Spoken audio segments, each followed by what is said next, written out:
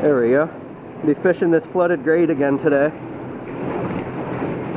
It was absolutely roaring yesterday and I was catching fish out of it real fast, so it should be good. Still a lot of turbulence, but they're stacked up and they're heavy.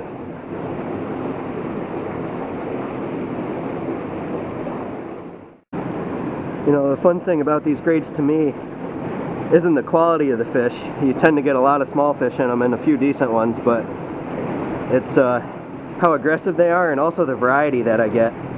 I've seen some types of fish in here that I haven't seen anywhere else around here. Types that shouldn't be around here, so you never know what you're gonna get.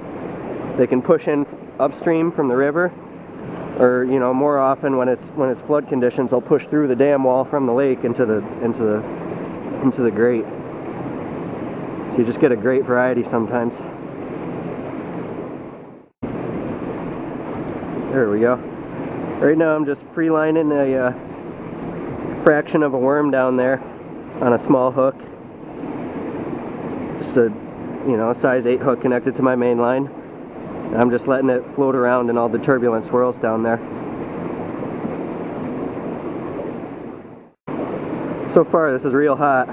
They're hitting it every time right when it drops into the water, a few seconds after. There's a decent pumpkin seed for a great fish. Maybe an average one out of the lake, but a lot of times you get smaller fish in these grates because the smaller fish will push very shallow, and these grates are right where they suck in the water, right on the edge. Show you how easy this is.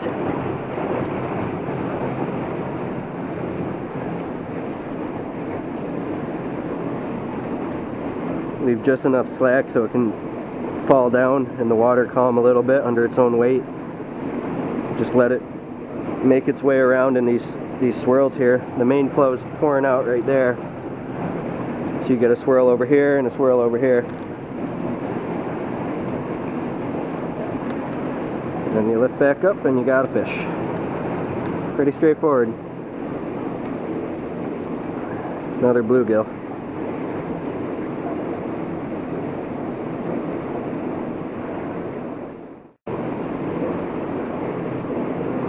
Another one. Mostly sunfish today. It's kind of interesting. It's a decent pumpkin seed, I guess. Another 8, 8 1/4. Pretty fish. You know, these great fish are usually really desperate. So a lot of other types of invertebrates and starchy baits and meat-based baits will work too. You know, corn will work. Leeches will work. All sorts of things will work.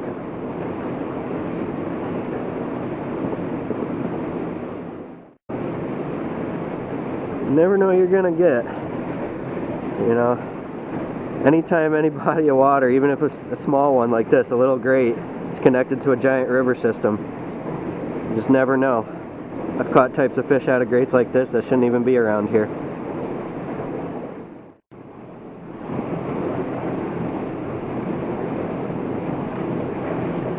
There we go, there's a trout.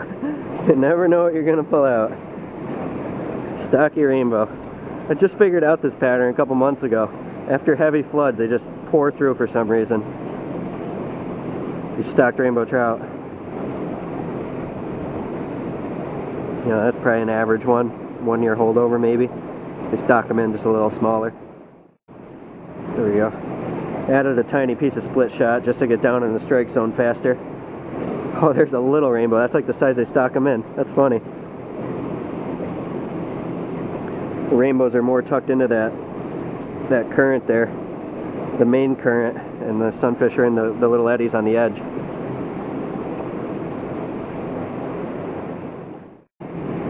And amazing how fast the hits are. You know, that's how it usually is in grates like this, but the action is just so hot. It's like a fish every 3 seconds. Yep, found the rainbows. They're tucked right in that main current there. It's probably stacked with them.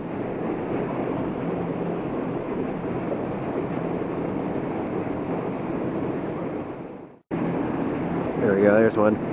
It's definitely slowing down.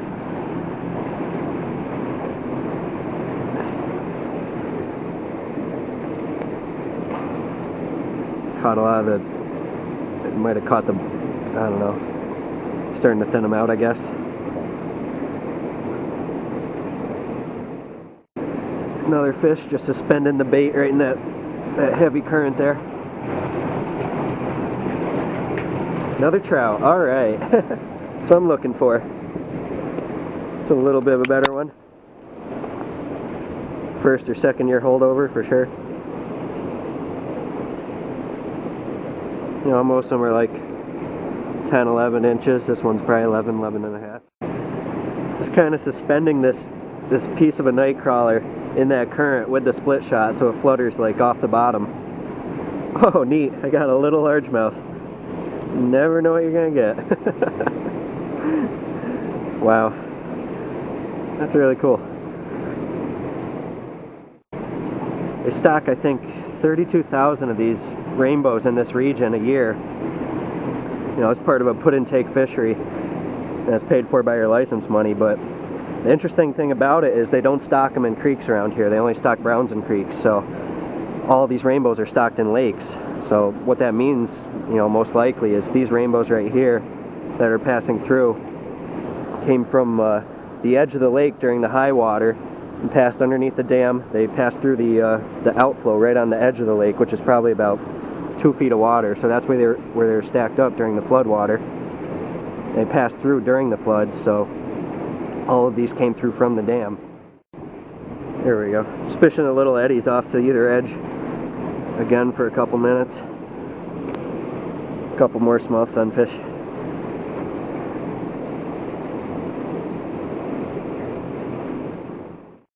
Really slowed down, so I'm about to head out, but figured I'd show you some fish first.